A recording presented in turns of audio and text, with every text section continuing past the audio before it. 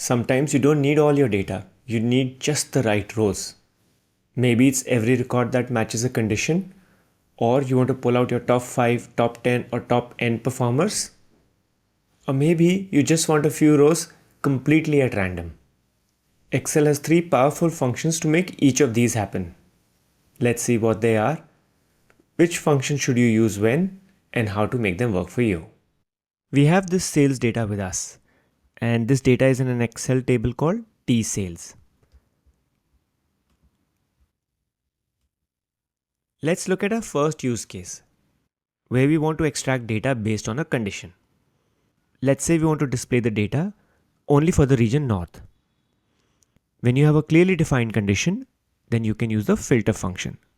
Let's write filter. For the first parameter array, I'm going to provide the table name tsales. The next parameter include is the filter condition. Let's write it as column region should be equal to the value north. And that's it. The filter function helps in getting all the values based on the condition. The next use case is where you want top n rows. Let's say we want to get the top 10 rows with maximum units sold. In such cases, the most useful function is take. Before we write the take function, let's sort this data in descending order of units sold. Sort. For array, we will write tsales.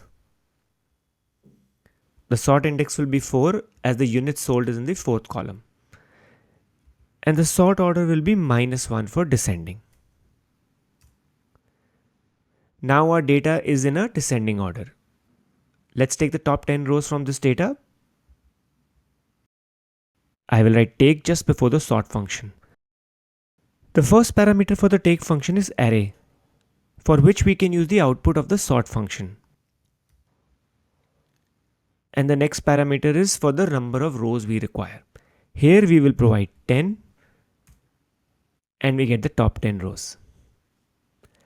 Let's move to the last use case where we don't have any defined logic and we just want to get a few rows. In such cases, the function that works best is CHOOSEROWS. I'm going to select a few rows at random. Let's say rows 1, 3, 5, 7 and 9. Choose rows. For array, I will provide tsales. And then I will just type the row numbers 1, 3, 5, 7 and 9. And I get the 5 rows of my choice. So these are the 3 ways in which we can extract rows from our table. Each of the methods work best in different scenarios. You can use them as per your need. That's it for this video. I hope you found this tutorial helpful. And if you'd like to learn more about Excel and Power BI, consider subscribing our channel Analytics Success. Thanks for watching.